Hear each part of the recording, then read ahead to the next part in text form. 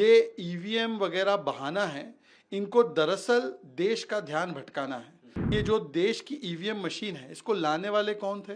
Congress party के लोग। Supreme court के क्लीन चिट के बाद, एसवाई कुरैशी जैसे चीफ इलेक्शन कमिश्नर्स और इलेक्शन कमिश्नर्स के बयान के बाद फिर भी उनको भरोसा नहीं है और विदेशियों की बातों पर भरोसा है। और ये ब्लैक बॉक्स कहने का काम इसलिए हो रहा है क्योंकि उनके ब्लैक डीड कर्नाटका में जिस प्रकार से सामने आए हैं, उससे ध्यान भटकाना है। चुनाव समाप्त होने के बाद भी जिस प्रकार से झूठ और दुष्प्रचार के आधार पर ईवीएम विलाप शुरू करने का काम राहुल गांधी और उनकी जमात ने किया है, आज तो जिस आर्टिकल के आधार पर वो इस झूठ को प्रचारित कर रहे थे कि ईवीएम मोबाइल फोन के ओटीपी से अनलॉक होता है, आज स्वयं उस संस्था ने अपनी गलती को माना है और क्लैरिफिकेशन डाला है।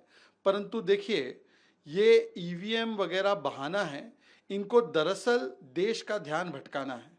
जिस प्रकार से राहुल गांधी की कर्नाटका की सरकार ने पेट्रोल डीजल के प्राइस बढ़ा दिए, उस पर लोग पूरी तरह से नाराज थे, उस पर सवाल न पूछा जाए तो जिस प्रकार से पूरा प्रोपेगेंडा खड़ा किया गया, अब सवाल ये बनता है कि ये जो देश की ईवीएम मशीन है, इसको लाने वाले कौन थे? कांग्रेस पार्टी के लोग।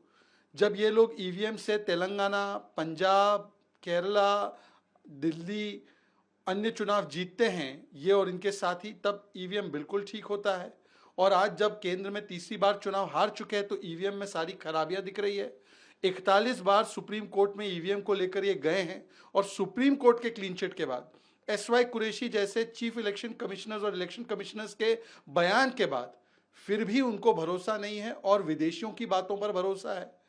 ये भी एक बड़ी बात है कि देश की संस्थानों पर, देश के पूर्व इलेक्शन कमिश्नर्स पर भरोसा नहीं है उन्हें।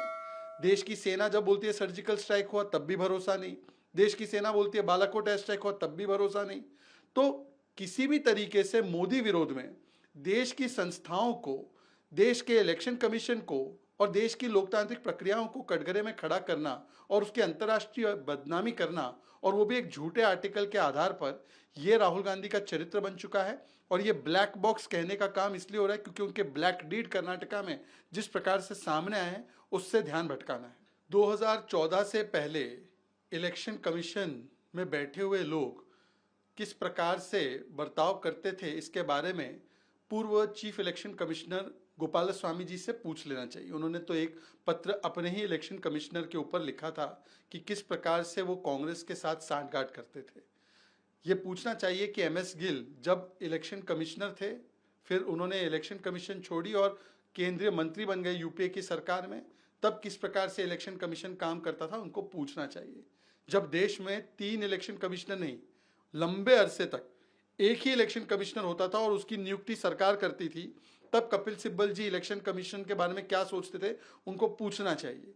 केवल और केवल नकारात्मकता के भाव से ग्रसित होकर मोदी विरोध में देश की संवैधानिक संस्थाओं पर भी कुटाराघात करना, जब चुनाव का नतीजा मेरे पक्ष में आया तब ये इलेक्शन कमीशन ठीक, जब मेरे पक्ष में फैसला आए कोर्ट का तब ये कोर्ट ठीक, और अगर मेरे पक्ष में फैसला ना आए, चुनाव का फैसला ना आए, तो इलेक्शन कमीशन और कोर्ट को गाली देना, ये कंडीशनल कमिटमेंट टू डेमोक्रेसी, ये दिखाती है कि इनका असली मुद्दा ईवीएम या इलेक्शन कमीशन नहीं है, बल्कि मोदी विरोध में देश की संस्थाओं के खिलाफ प्रोपेगेंडा और फेक न्यूज़ के माध्यम से संदेह और संशय पैदा करना है।